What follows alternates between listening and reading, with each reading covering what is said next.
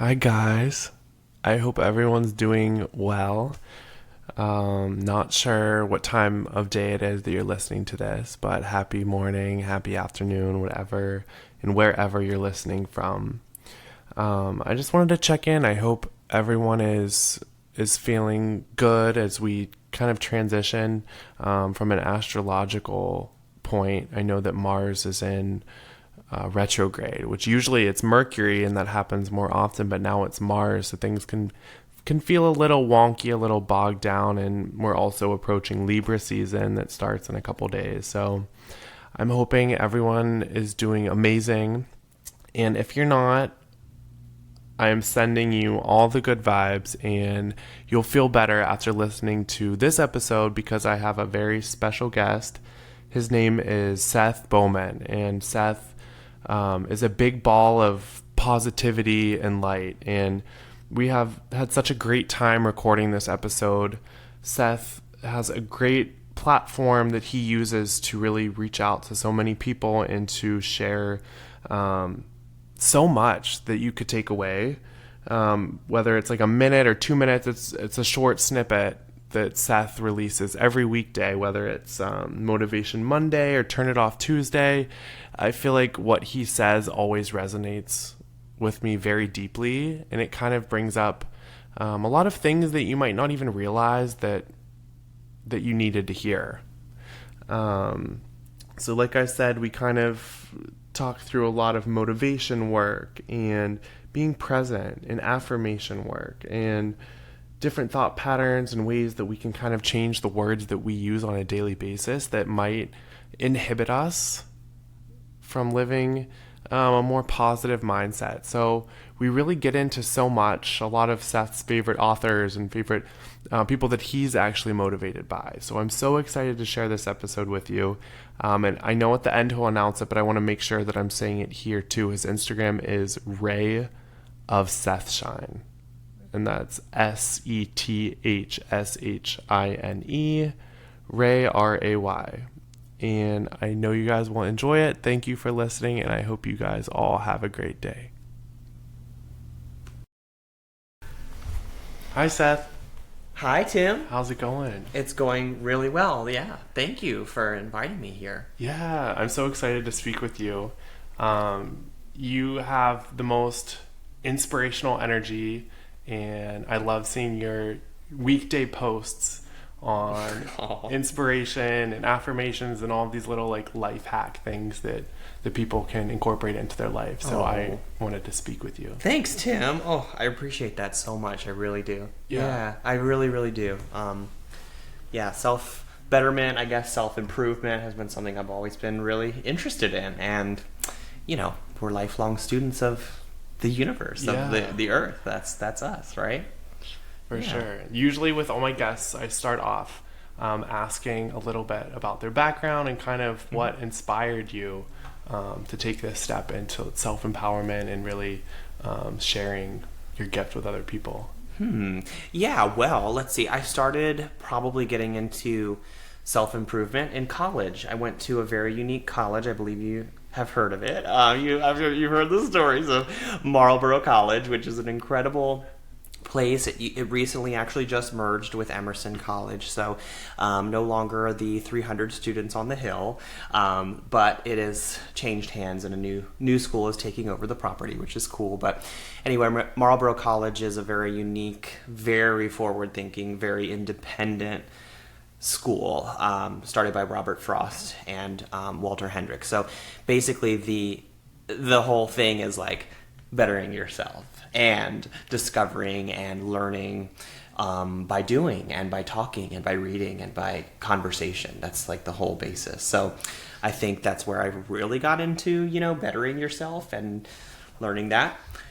So yeah, and then it's just kind of gone from there. That's awesome. I remember hearing a lot of the stories that you shared from college. Yeah.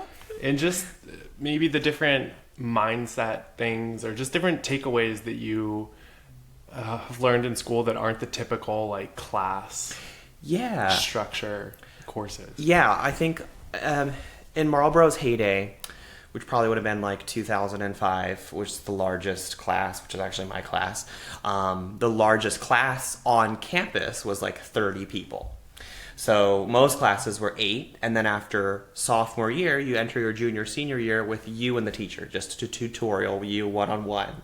So you really get to explore subjects very in depth, and of course, really just going deep into really specific subjects. So I think, as someone who always is continuing to explore that, that's kind of like what I took away is like, there are people out there that have a lot of wisdom, a lot of information, and you can go deep into a lot of different subjects. Like, for example, positive thinking.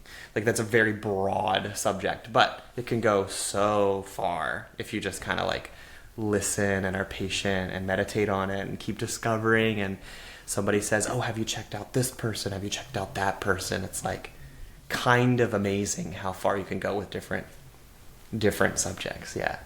Yeah. So that's what I learned. That's awesome. What did you study? Like, what were some of the courses you had? Oh my. Oh, I had so many I had so many cool courses, and a lot of them I got to design on my own. So one of the courses that stands out when you just asked me that was my major was film, dance, and painting, which sounds crazy to anyone who didn't go to Marlboro. They're like, what kind of major is that? Film, dance, painting? But the other purpose and sort of mission of Marlboro was to find the interdisciplinary ways that things connect. For example, film and dance. Like, dance and movement on film is like a genre in its own. So studied a lot of that. But the class that I was so excited was a painting class where it was called, I titled it, I made up the whole thing. I had to write the curriculum with my teacher, right? I'm like, okay, this is what I'm interested in. This is what we're going to do. It was called Images of Love. So we explored images of love throughout history and like all different time periods. So Renaissance and even before, and then classical and then modern. And then we moved into me creating my own works. And then I made like a interactive,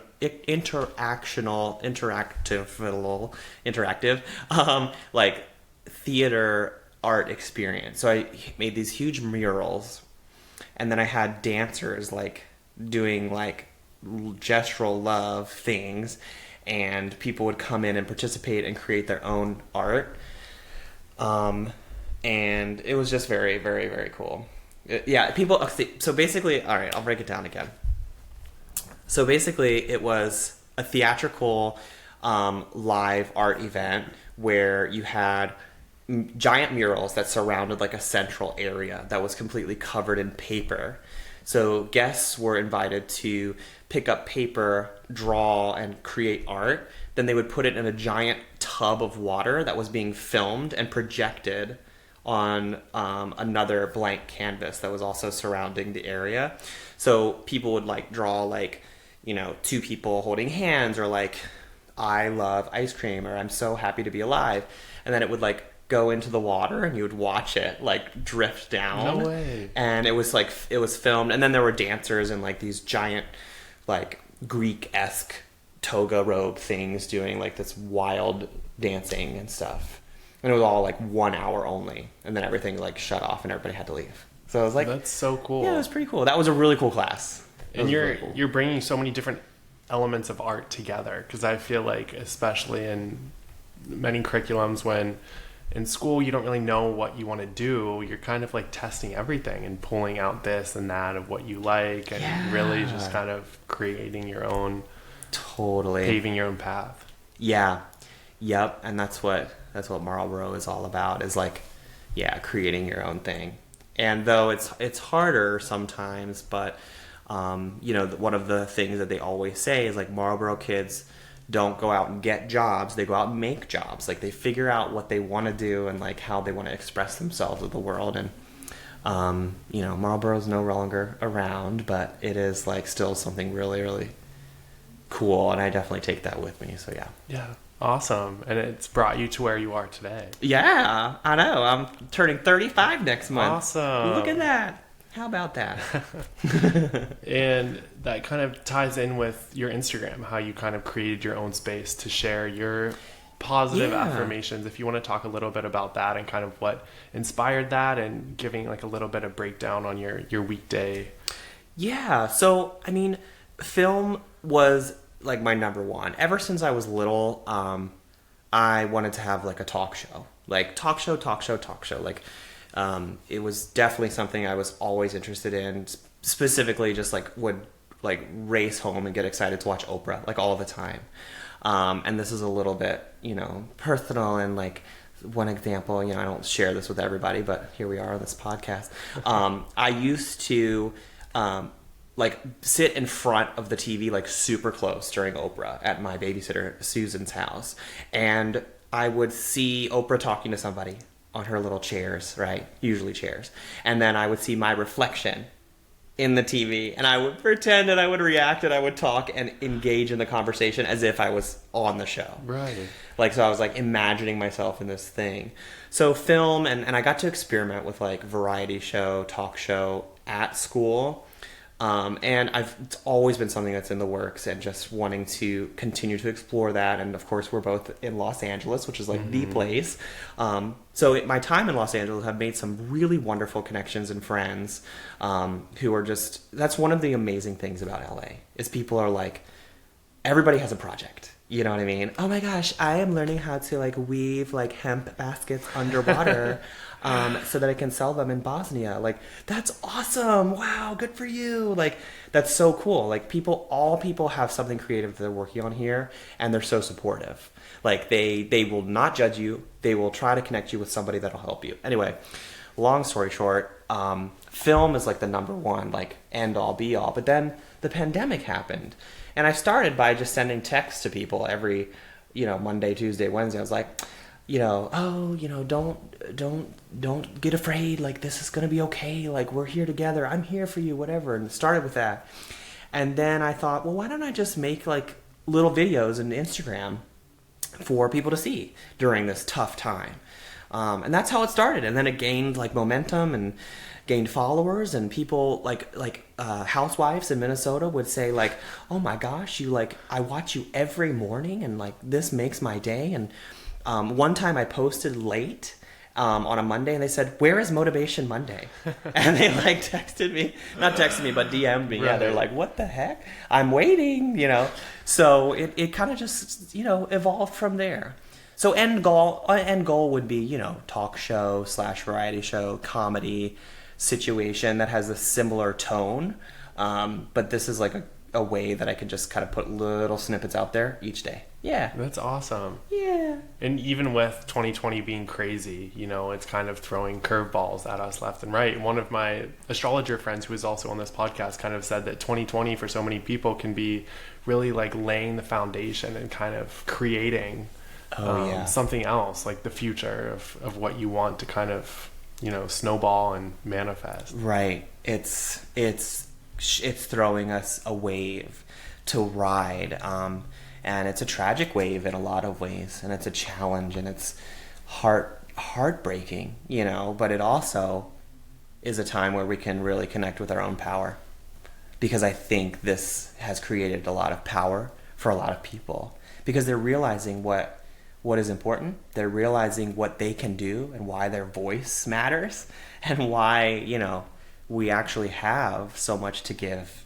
When we thought, oh, like, I need new jeans from, like, the mall. Like, I think I might go to the mall today, like, and get some jeans. Like, doesn't always seem relevant now. Right? So I think there's definitely a positive. I think we're being catapulted forward. We're being forced into a higher level of thinking.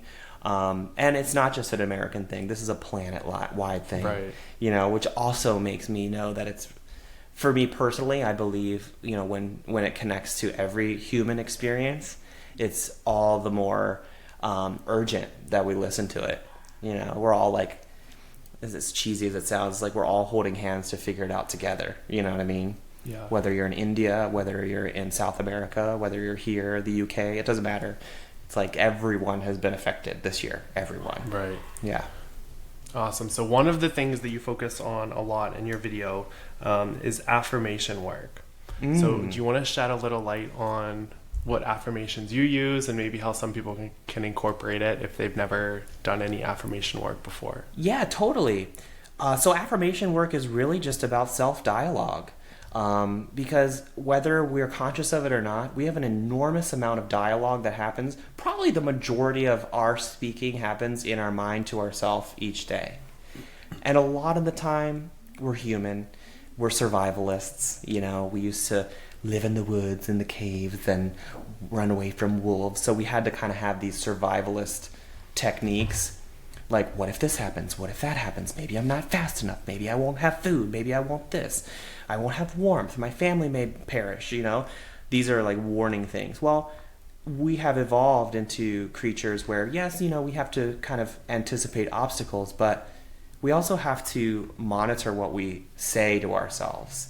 Because I would venture to imagine most people, what they say to themselves in their mind isn't the most positive thing.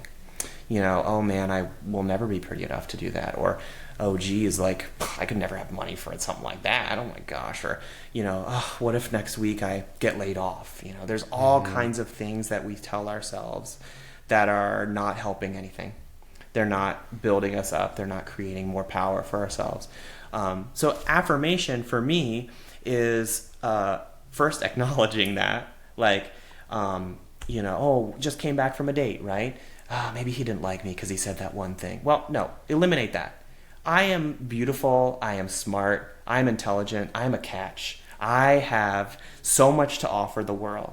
So kind of just flipping whatever the scenario is into something positive is one of those things that I guess I work on each day. But specifically affirmation work with Louise Hay as an inspiration. I mean, she was an incredibly influential person, not by her own choosing, but really because people just identified and it resonated with them.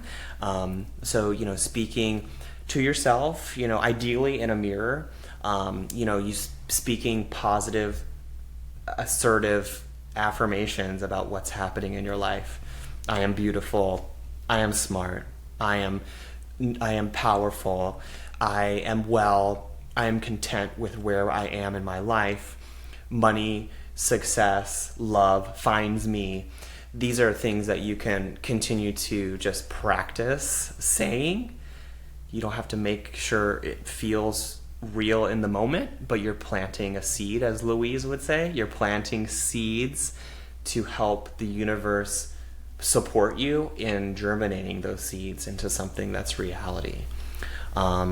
And I'm probably the happiest I've ever been in my life, and it's probably because I've gotten a better handle on self-speak and what I say to myself each day, where I sort of take the inner dialogue.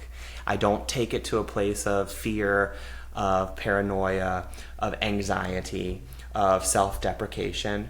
Sometimes we all do. These boulders roll in and we're like, boy, I'm not feeling good about myself today. But, in general, you can practice having positive self-speak inside and out loud. And that's what can bring the best things to you in your life. I have a little mirror in my shower. It's one of those little suction mirrors, and it's right at my eye level. And I say, I love you. I love you, Seth. I really, really love you. Every day. It's part amazing. Of my morning ritual. And for a lot of people, and that's one of Louise's classic affirmations, is just being able to say eye to eye to yourself, I love you, Seth. I love you. That's hard. It's hard at first, but it's like mega powerful if you can get there. I can see how that can be hard for so many people, and even acknowledging yourself, because I think so often we're in our heads, or we're thinking about where we need to be, or what happened in the past, that we aren't just like taking just 2 seconds and just acknowledging ourselves right in the moment. Yeah. Oh my gosh, Tim. Yes. And I think there's a part of that too, where it's like we oftentimes acknowledge ourselves through other people's eyes. It's like, I can be what other people expect me to be, or I can be what other people envision and want me to look like, sound like, act like, when actually we're perfect who we are, exactly who we are. it's all the distractions and the outside noise that mess us up. Yeah, Yeah. for sure. And I think so many people wonder, they're not happy and they don't know why.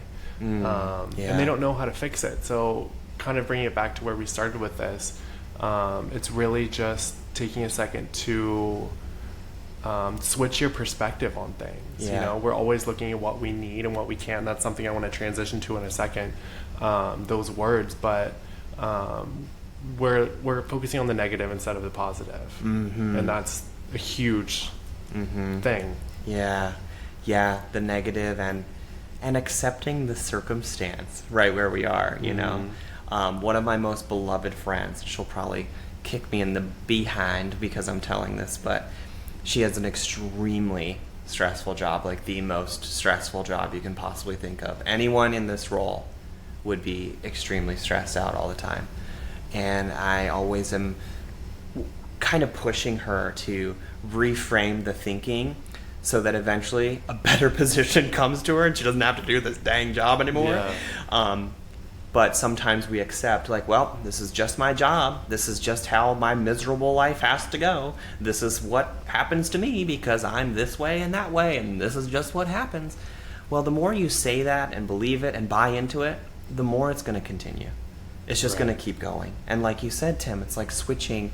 It's like the train, you have to pull that giant crank to make the train go the opposite way. Like, it'll go left and it'll go off a cliff, or you pull that big old crank and the tracks go and they switch, so then the train goes the other way, all the way to Venice, or whatever. Right. Whatever, you want to imagine. But I think there's like so much that we just automatically accept as like, my job is too stressful, I will never have enough money, my family and I don't get along, whatever the case is. Like, you can just buy into it. You're basically paying into something that will continue until you really do the work and figure out how to reframe your thinking on it. Yeah, completely agree.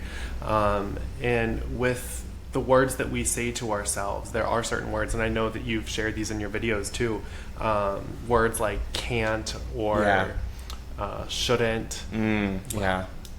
Should and shouldn't. Right. Should is like, that's one of those that it takes a long time to filter it out of your language use, because we use it so much. But imagine when you tell someone you should. Let's imagine that we're both fathers or mothers, that we're sitting and we're watching our daughter or son put on their wedding outfit. Okay, hey mom, what do you think of this one? You should get the other one. It's automatically a criticism. Automatically, the word should. Either you don't have the right idea with that one, you made the wrong decision there, or you're behind and this is what you should be doing instead. Like, it's always a criticism. And when we criticize each other, it sets us up for feeling bad about ourselves. Criticism is basically never okay in any relationship, friendship, being a parent, being in a loving partnership. It doesn't matter what kind of relationship. Criticism is not okay. I think that's where the language comes into. It's like, what is the perception of what I'm saying? You know what I mean? You can absolutely give people feedback in a loving, positive way, and it not be criticism. Right. Yeah. And another one is need too, because so often and I'm so guilty of this. This is something that I really want to try to work on, but it's tough. But using the word need, like, I need to go to the store, I need to do this. Right. I don't need to, but it's just one of those words we fall back on that kind of creates, like you said, it hinders us in a way. Yeah. Need is also one of those things where it's probably making it more dire than it really has to be. I think setting it out as like an intention, or like, I am, I have, I did, those are positive affirmations that help you to propel forward to whatever it is you're looking to do. Need is not a great word. Should is one of the most hurtful words. It really can be hurtful when you tell people what they should do. Offering an idea, saying, what if we did this? And sometimes my family makes fun of me a lot because I use the word we when it's not even necessary. Like, what did we do in the garden last week? Seth, it's not your garden, it's my garden. Oh, well, what did we do? What did we do in the garden? Or, what are we going to do around, this, and this? Or when we do this? And sometimes I'll text people and I say, well, we love you. We wish you well. And they're like, oh, are you dating again? No, we're together. It's we. Yeah, like, I think we is something that is not used often enough, where it just includes you on someone's team, I love that. I'm on your team. It's a we, What are we going to choose with our next career path? What are we going to do about the flooded basement? I'm here for you. It's not my basement, but it's our basement. Like, I'm here for you, man. Yeah. It's this sense of togetherness, and you're just framing it differently, too. Yeah, it's just framing it right. It's all framing it right. And when it comes to, like, these thoughts that we do have about ourselves, and I know a lot of this is Louise Hay's work and something that she has studied immensely, but using these words and how they can have such a negative impact on our body, and how you can heal your body through using these positive affirmations. Yeah. I think there are two major things that affect us in health. I think one is the way that we deal with trauma, with abuse, with anxiety, with forgiveness. And I think this is the basis of Louise's amazing teaching, is the way that we handle that, either in the past, the present, or the future, can lead to us being as healthy and as fulfilled and having longevity.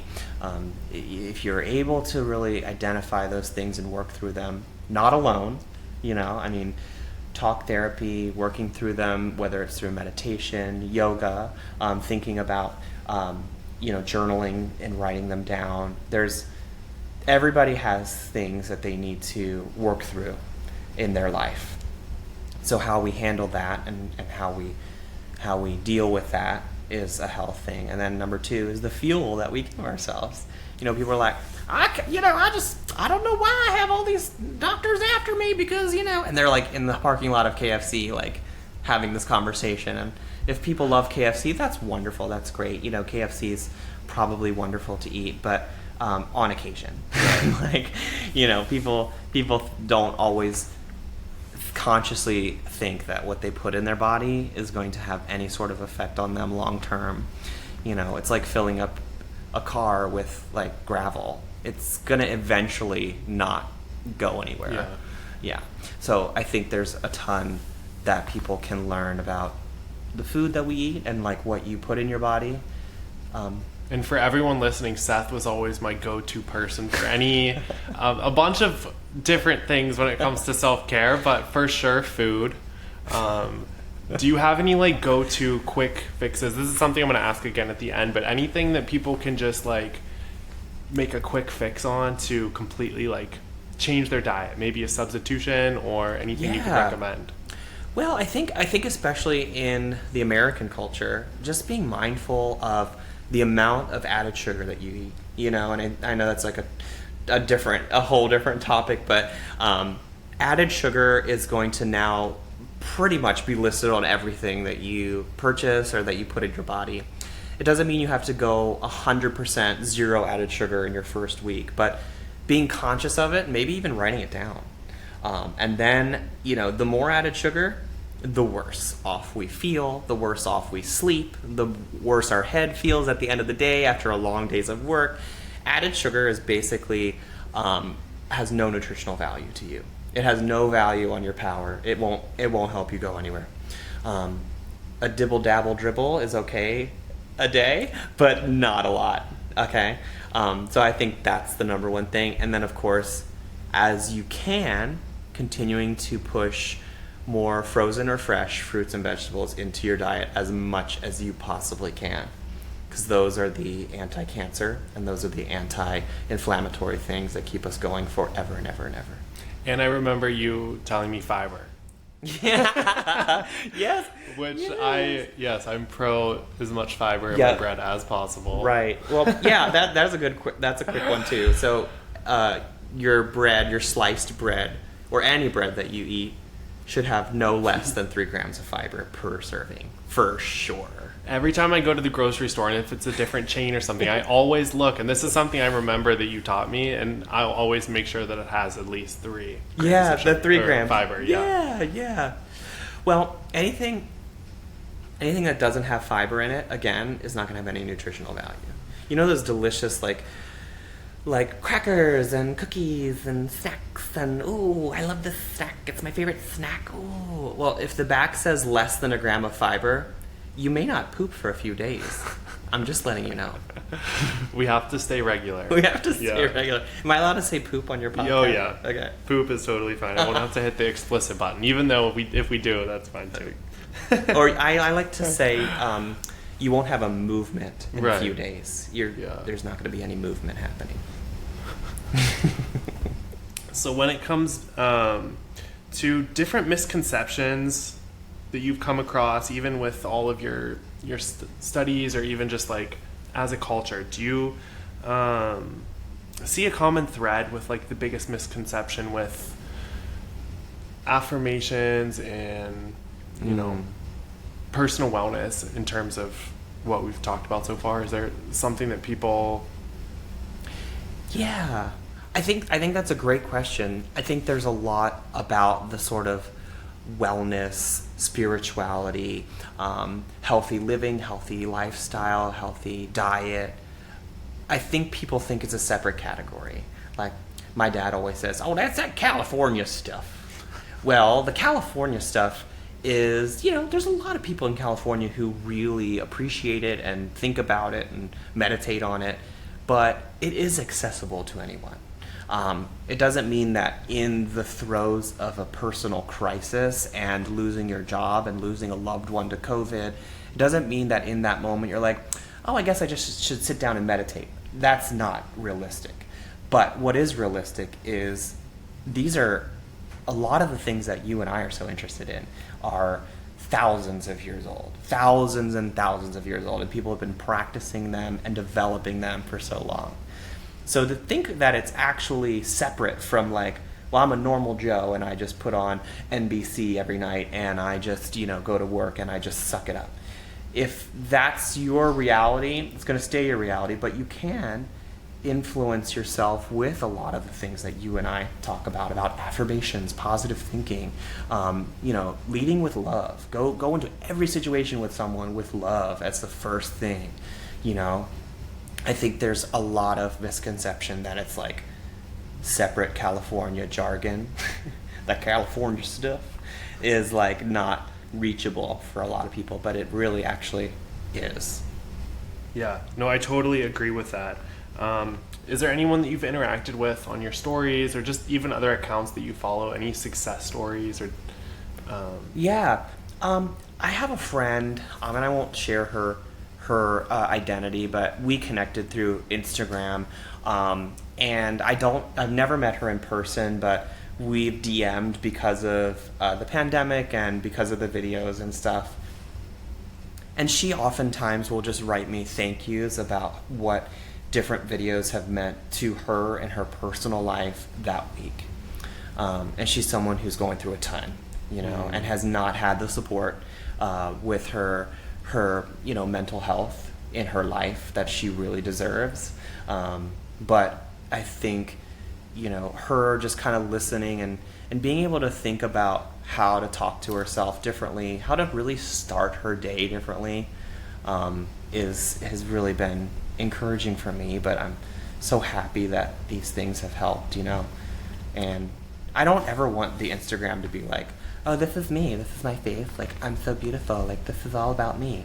It's really just, like, helpful things that I've learned and things that I've thought about and that have worked for me, to share them. That's it. It's just like, I'm just trying to share a little bit of information that has worked for me.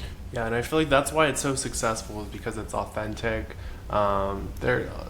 mostly like a minute videos, maybe less, and it's just, it's what people need at the time. And I think especially this year, not that we should ever assume that, a majority of people around us are okay, because we never really know what's going on with them. Right. But this year more than ever, it's just kind of everyone's on a different wavelength. So you just kind of putting that out there, and whoever needs it can watch it. I think that just makes such a huge, amazing impact on so many people's lives. Yeah, well, thank you. Yeah, thank you for saying that, Tim. And one of the things I've got to just definitely acknowledge that one of the things that I think we were talking about, misconceptions, and is, new age thinking and affirmations, is it accessible to people? A lot of the people that watch and respond and message me and talk about my Instagram videos are people that are not politically aligned with how I would consider myself, which makes me very hopeful and happy. They are people that support a lot of political things that I wouldn't support. But yet somehow it identifies with them, going into the day with a brighter outlook than going in with a dark outlook. Right. So we, like what you just said, like you never know what someone's going through. People are like, oh, this person doesn't align with me politically. Like, I would never talk to them. They are my enemy. Unfollow me now, whatever. That's not necessarily all of the people that watch the videos that I put out. It's not all just, crazy leftist liberal people, Right. The California people. It's like it's a big mix of a lot of different people, which makes me really happy. And like you said before at the beginning, like we're all we need to be holding hands on this earth instead of, building walls, having these political divides, because we are going to reach so many other people just by being authentic with ourselves first and kind of open-minded. Yeah. To just make those connections. Totally. Yep. 100%. Yeah. So we talked a little bit about Louise Hay. Do you have any other favorite authors, leaders, anyone else in this field, whether it's spirituality, self-improvement, anyone else that you kind of look up to or would like to share? Yeah. Well, I mean, I definitely, in Hawaii, I was so blessed. I I twisted my ankle really bad the night before, but I got to go see the Dalai Lama speak. Wow. At the University of Hawaii. And he was just absolutely hilarious. I mean, he's so funny.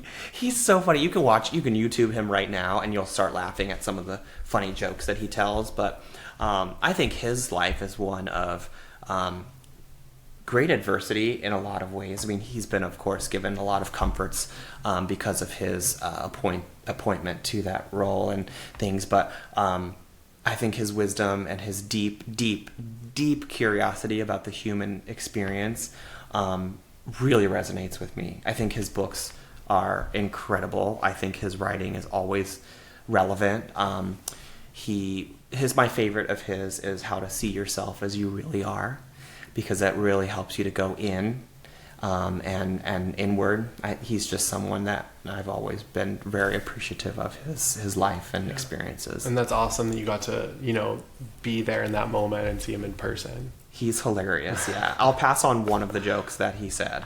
So someone, 4 people were selected to ask questions, and one person said, Your Holiness, you are always smiling. Does this mean you're always happy? And he said, when I'm on toilet and it's not so easy to come out, not smiling. And of course the audience erupted in laughter, but it humanizes him in a way that brings him back to, again, what he's always been so curious about is what this human experience is like. And he's absolutely a Tibetan Buddhist, yes, but he's also kind of not, in the way that his stuff is so accessible to all of us. Yeah. Yeah. And another book that you've referenced in your videos too, which I love so much, The Four Agreements. Yeah, Don Miguel Ruiz. Yes. Yeah, so amazing. And that was gifted to me in high school. Probably one of the coolest gifts I ever got. But yeah, it's so powerful. And again, one of those things where no matter what what side of politics or what country you live in or whatever. I mean, these four simple things, they can help give you a foundation to move forward. And I think it's kind of like, it's like a gateway to all of this sort of alternative thinking about what we've always been taught and how we view the world. It's like a really amazing way. Yeah. Yeah. And for anyone listening, we both highly recommend it. And it's great because I feel like you take a step back. It's so big picture. Yeah. It's like everything's kind of peeled back and it's these basic knowings that we've always had, but the way that they're kind of written into this book is magical. Yeah. Oh, so magical. Imagine if executives or corporate leaders or world leaders, country politicians around the world, the United Nations, if they all had that as required reading. Can you imagine? Even if they did this in schools, like I know, it says it's required, but even if there was a course in kind of just like, positive thinking and just life and just something that kind of resonated deeper with people. Yeah. But more grounded, more relatable than what you're kind of given. Well, you're helping people to feel good about themselves, which gives people momentum to move forward in whatever it is. If they need to ace their physics exam, if they also have an exam, like to your point, if they have a course that teaches them how to sort of be connected to Eastern and Western religions and histories and self-betterment and like the 1970s spiritualist movement and all these things that they can actually open their eyes, maybe they get a little more inspired to do a great job in physics class. Yeah. I think that's so important. And like you had mentioned before about kind of your circle, and I think the people you surround yourself with, it's so important and it has such a huge influence on your life, whether you're aware of it or not. And for people out there who may not, like we've talked before, like we're lucky because we're in Los Angeles and we kind of have all of this self-care around us and resources. But for people out there who don't, I just, I read so many books and I just feel like, and I know you do too, that it's kind of like you can immerse yourself with that same circle, whether it's a book or a video or just kind of opening yourself up in other ways. It may not be your friends that you necessarily hang out with on a Friday night, but it could be your own circle that's... Yeah, absolutely. Yeah. Your own circle. And even if there's one person that, you are in a place where you aren't really exposed to people talking about, oh, I just love the Four Agreements and like, oh, let's go get a vegan burger. And like, if that's not your reality, you can probably push yourself to sort of identify the people around you that may be interested or would eventually have interest in that. And you can partner with them and you can say, hey, like, I'm really interested in reading the Four Agreements. Would you be able to buddy up with me and we'll read a chapter a night and we'll come back and talk about it.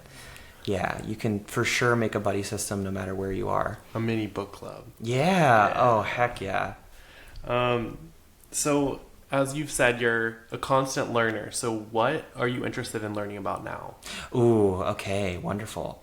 I'm continuously interested in nutrition. I mean, not to circle it back, but there's a ton of stuff still being discovered about how different amazing fruits and vegetables and even bee pollen. We don't always completely know how bee pollen affects us, but I eat bee pollen a lot. People are like, you can eat bee pollen, what? Yeah, so... Wait, so what is it? Can you describe it a little bit? Yeah, so it's basically the little pollen that bees make and they carry around on their feet. And they are running around with the pollen. They scrape it off and you eat it. You ingest it. So it has a lot of properties around inflammation, and they think that there is positive stuff related to the lowering of blood pressure and all of that. But it's kind of a super powered nutrient that can have a lot of benefits. So. Do you pair it with anything, or how do you ingest it? Yeah, I put it in my smoothies. Yeah. Oh, okay. Yeah. Nice. You could kind of mix it in. It's not like you're just taking straight. Right. I mean, I would. Yeah. Because that's another thing too. I know, Mr. Roddy, you asked like, what are some quick fixes? Well, I think another ultimate goal for people, if they want to improve their nutrition, is to wean themselves off and readjust their taste buds. So, for example, like drink a can of Coke on Monday, drink 3/4 of a can of Coke on Tuesday, drink half a can on Wednesday, drink 1/4 of a can on Thursday, and on Friday, no soda. So, like, bring yourself down off of the cliff of, added sugars and crazy. Right.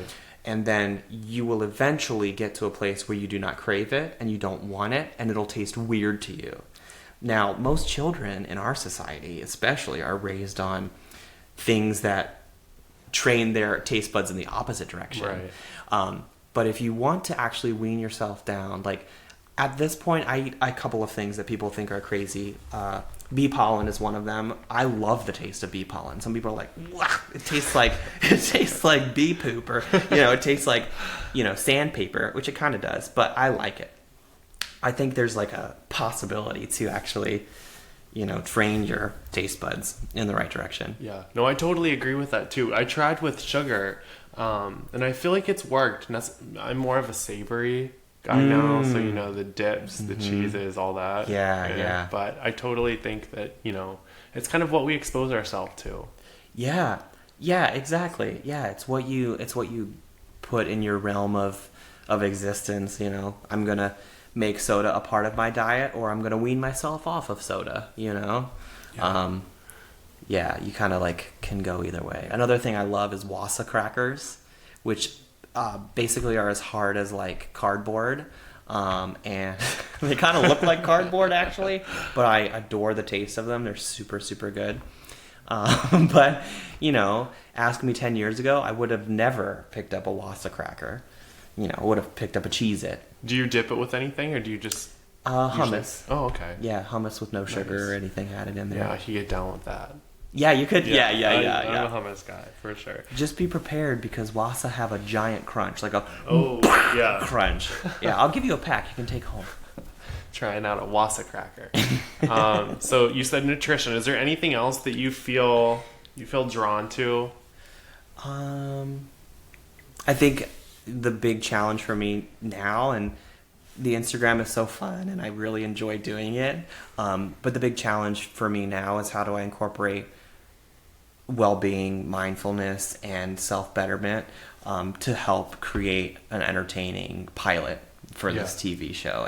It's challenging. It's kind of like been a long process, because if you're just like, oh my god, like let's make a positive TV show, in essence that's a beautiful thing, but you have to kind of conform that essence to what people will actually sit and watch. You know what I mean? It's 2020. There's more television than there ever has been. Right. It's just unbelievably full of options. So you have to make something that's equally hilarious, entertaining, and powerful all in the same tone. It's challenging. So I'm learning a lot more about TV. I haven't really picked up a lot of TV books until now, since college. I mean, reading about TV in 2008 is very different than now. Right. So, Yeah. Distractions in general, I can't keep up with the technology, but there's so much more, even compared to a year ago, of what we can spend our time doing. Yeah. All those teens on TikTok bouncing around. Yep. It's very different. Now, I know we talked about some of this before, but do you have any daily rituals, self-care routines, anything else that you have made a part of your daily life? Yeah.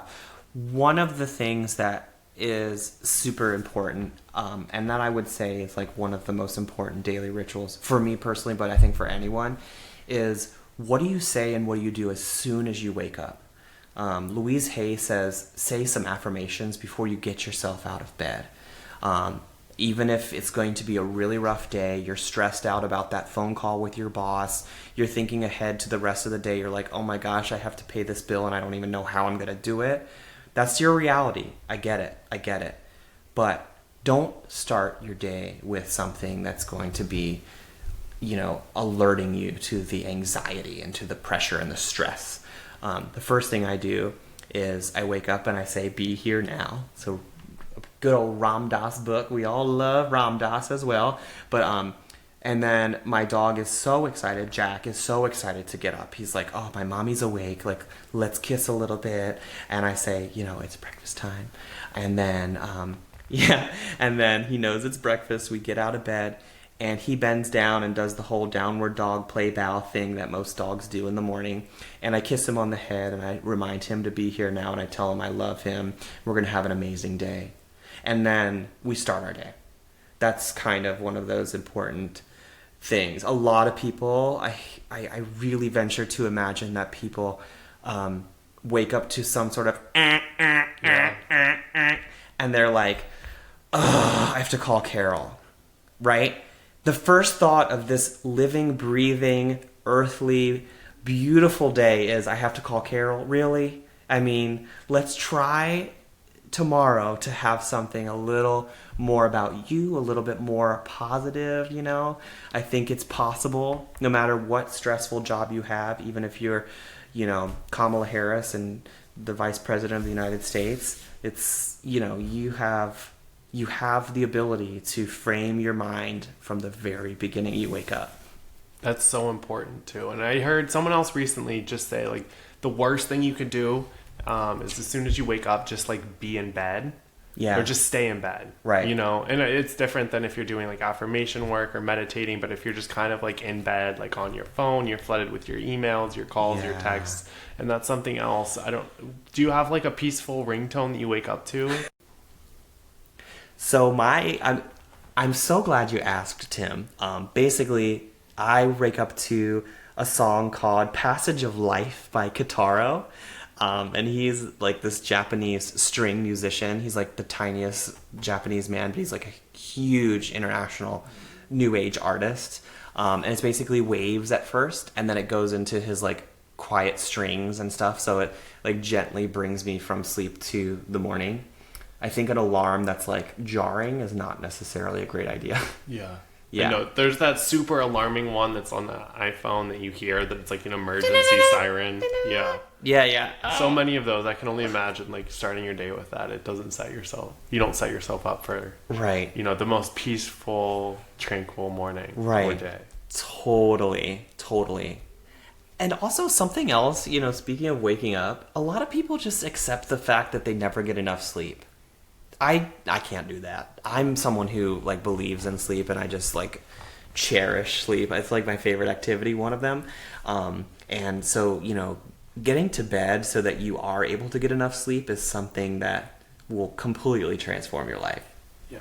You'll have more energy for everything, all the fun things. Yeah. You're not gonna be like, I'm too tired to do it all. You can actually bring yourself to that stuff. It's so important to get enough sleep, because I know, at least for myself, if I don't, even if it's like 30 minutes less than, I think we all know our threshold of like enough versus not enough. Mm-hmm, and if you're shy of that amount, it's just kind of a different story. It's so different, right? Yeah. Sleep is like gold. It's how you recharge everything. Your body fights off all of these horrible things that come up, in the middle of the night. So it's good. Awesome. Well, Seth, thank you so much. It's been so much fun. I feel like we could talk forever about all of this stuff. We'll have to do this again. Yeah. But if you want to share your social media for anyone listening who wants to follow you or watch some of your videos. Yeah, it's Ray of Sethshine. Very simple. So that's my Instagram. Awesome. Well, thank you again, Seth. Thank you so much, Tim. Yes. I always love hanging out with you and chatting with you. Yeah, we had the best time. Yeah, we did.